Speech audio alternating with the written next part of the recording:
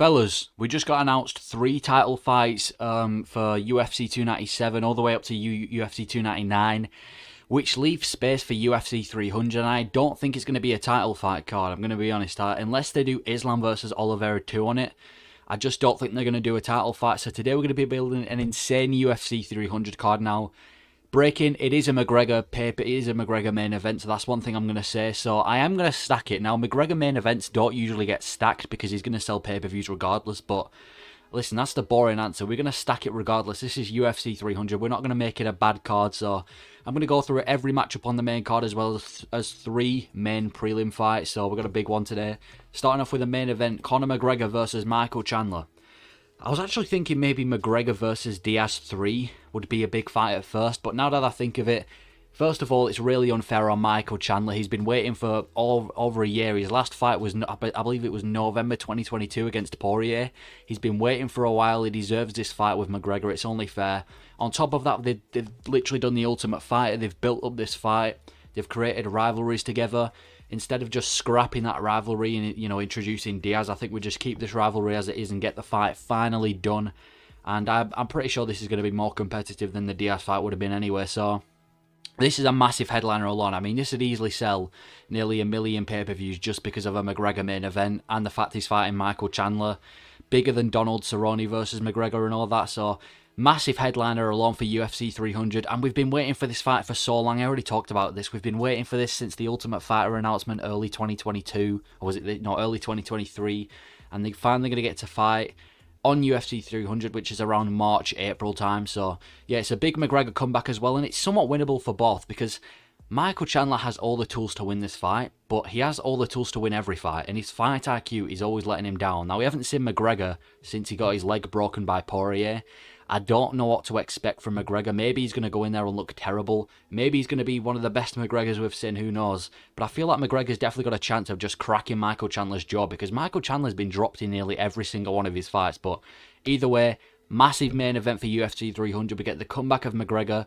This headline alone is already going to carry like 1 million of the pay-per-view, so massive, massive pay-per-view headliner. And the co-main event, considering it's a McGregor main event, obviously they're not going to have any title fights on it, so I thought the next best thing we can do for a non-title fight pay-per-view, Israel Adesanya versus Hamzah Chimaev.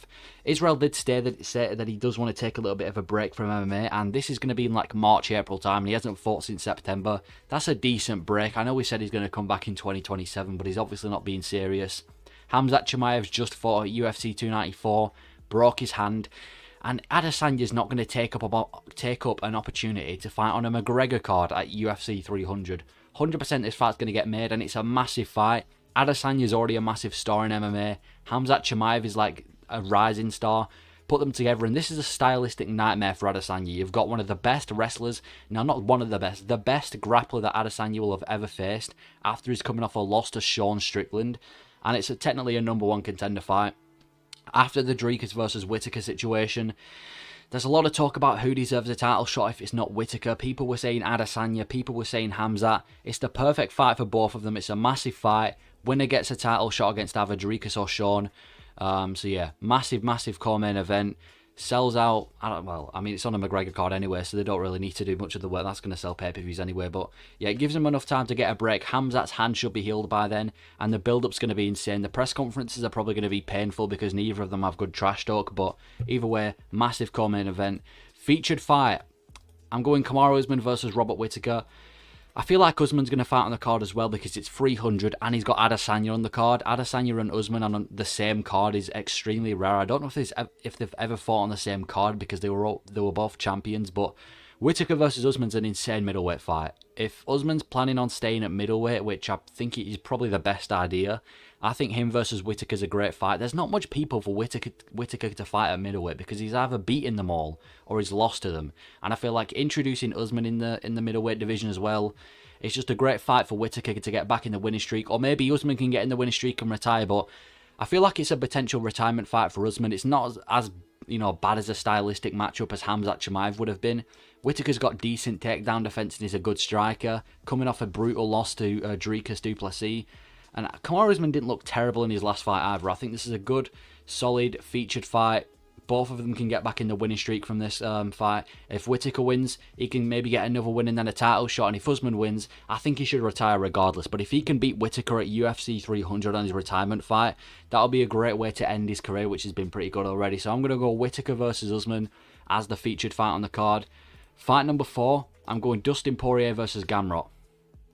I'm not sure that Poirier would fight Gamr purely because I don't think Poirier wants to fight people with not the biggest name who's also a threat. But Poirier did post on his Twitter saying UFC 300, which obviously means that he's going to be fighting on the card. And I can't think of anyone else that he's going to fight. He's just lost to Gaethje. Arman Tsarukyan and Beneil Dariush already matched up. McGregor Chandler's most likely. I mean, if this is on the card, then obviously you can't fight either of them. Islam and Charles are going to run it back because there's no one else for Poirier to fight, really. So I think Gamr versus Poirier is the only fight that makes sense. It's a big fight for both of them, to be fair, because first of all, think about the press conference. We're going to have Poirier and McGregor at the same press conference again. It's basically going to be the McGregor versus Poirier press conference, except they're not fighting each other. But Gamrot's going to be on it as well. It's a big opportunity for Gamrot. It's his biggest opponent yet, and if he can get past Poirier, I think you've got to give Gamrot the title shot after Gaethje, in my opinion. You have to give it after Gaethje, or maybe we do with Gaethje versus Gamrot, but if Gamrot can get past Poirier, that's a big win. Or maybe we do Gamrot versus the winner of Arman versus Beneil, even though he already beat Arman. But yeah, Poirier, it's a good fight for him to fight on a McGregor card at UFC 300. And again, I'm not sure how long Poirier is going to be fighting, but if he can retire off a win, that's going to be good for him. So yeah, good lightweight fight. Only fight that really makes sense for Poirier. And it'll be a banger of a fight as well. Like, even though Gamrot is predominantly a wrestler, he's not necessarily a boring fighter. And he didn't really earn the win over Fiziev, so I think this is a real good win for him to earn. Winnable fight for Poirier. It's a step down from Gaethje, so I think that's a great fourth fight. And the main card opener, it's going to be a bit strange. I'm going with Johnny Walker versus the loser of Jiri Prochazka versus Alex Pereira. I think the winner of Jiri versus Pereira should either fight Magomed Ankalaev or Jamal Hill. If Jamal Hill's ready to fight, then we'll do Jamal Hill versus the winner, and if not, it'll be Magomed Ankalaev. But I actually kind of want to see Johnny Walker versus Jiri or Pereira, because I've been thinking Jiri versus Pereira is obviously the most exciting fight we can make in the light heavyweight division, but Johnny Walker's also an exciting fighter. When has he ever been in like a boring fight? He's either knocking opponents out or getting knocked out himself. I'm a bit scared if Pereira loses and then we've got to see Johnny Walker's jaw against Pereira's left hook. But either way, it's a super exciting fight. Johnny Walker's one of the most exciting light heavyweights in the world right now. If he fights the loser of this, he gets an immediate title shot 100%. His last win was Paul Craig, though, I believe, or was it Anthony Smith? I forgot which one. I think it was Paul Craig. So I don't know if he last beat, but he doesn't deserve a title shot just yet. I think we should reschedule the Magomed versus Walker fight. I really do. I feel like at first I was thinking let's stick it on UFC 295 or another card this year, but I feel like just let them fight other opponents, and maybe in the future if they get rescheduled they can fight each other. Maybe we can have that fight again as a title fight if Walker can get past a couple more opponents. But I want to see Walker versus the loser either against Jiri Prochazka or Alex Pereira, which are both entertaining fights. So let's do that as a main card opener. It'll be an entertaining fight to start the card as well for all the casual viewers. So I think we stick that on the main card. Prelim headliner: Ciryl Gane versus Jailton Almeida. Now, there's a reason I didn't do this on the main card. There's going to be so many casuals watching the main card, and if a casual tunes in to watch this fight and they just see Jailton Almeida laying on Ciryl Gane for 3 rounds straight, it's probably not the best look for MMA. So I've done it as a prelim headliner because even though we're not going to stick it on the main card, especially after what we just saw from Jailton Almeida and Derek Lewis, it's still a big fight for the heavyweight division. It's pretty much determine who fights for the belt next. Ciryl Gane saying that he deserves a title shot for being Sergey Spivak. Let's put him against a stylistic nightmare in Jailton Almeida. Practically the last person that Ciryl Gane's going to want on a massive card like this. And obviously Jailton Almeida's just beat Derek Lewis in a very underwhelming win. He's on a bit of a winning streak right now. Let's put him against Ciryl Gane. And if he can beat Ciryl Gane, he can get a title shot. Yeah, winner gets a title shot, pretty self-explanatory. Number 1 contender fight for heavyweight. Another classic striker versus grappler. If Ciryl Gane can keep it on the feet, he's going to pick him apart. If Almeida can take him down, he's going to dominate him on the ground. It's the toughest test for both of them, but Ciryl Gane, even though people think he's going to get ragdolled, he didn't look that bad against Spivak, even though Spivak crumbled. I'm sure he's learned a lot more grappling and takedown defense, and you're going to fight Jailton Almeida eventually. Why does it matter what order it's in? Just fight him now, get the fight over and done with. Let's do Sirgo versus Almeida, prelim headliner, and that's still a massive fight for a prelim headliner. Like in most pay-per-views, that's at least a featured fight on a main card for a pay-per-view. So massive prelim headliner. Next fight in the light heavyweight division, Alexander Rakic versus Nikita Krylov. I don't know if Rakic versus Blachowicz 2 has been announced. Apparently it's been reported to be on UFC 297, but I'm not sure that the sources that these are coming from are the most reliable sources. So if I had to choose it, I think we do Rakic versus Krylov. Krylov's last win, I'm pretty sure it was Ryan Spann, all the way the Jan versus Merab card. And before that, it was Alexander Gustafsson. So he's got a win over Ryan Spann. He's not fought for a while, though, and I don't know why. I'm pretty sure he hasn't been injured as Nikita Krylov, so I don't know why he's not fought in a while, but I'm sure a UFC 300 fight would tempt him to come back. Alexander Rakic obviously had the brutal injury to Jan Blachowicz. He's been out for a while. He can come back on a massive card at UFC 300. Him versus Nikita Krylov's a good matchup. Nikita Krylov's fought so many light heavyweights. I think why not just match him up against Rakic? Entertaining fight as well, because Rakic is an entertaining fighter. Nikita Krylov manages to get finishes a lot. So let's do this matchup in the light heavyweight division. Winner can get a #1 contender fight. I'm not going to say the winner gets a title shot because there's way too many contenders at light heavyweight. So maybe the winner of this faces, I don't know, a Blachowicz again, or what is it, a Magomed Ankalaev? I'm not sure, but winner should have to get another fight before a title shot. But it's a fun matchup. It's not going to be a boring fight. The Blachowicz rematch just isn't needed for Alexander Rakic.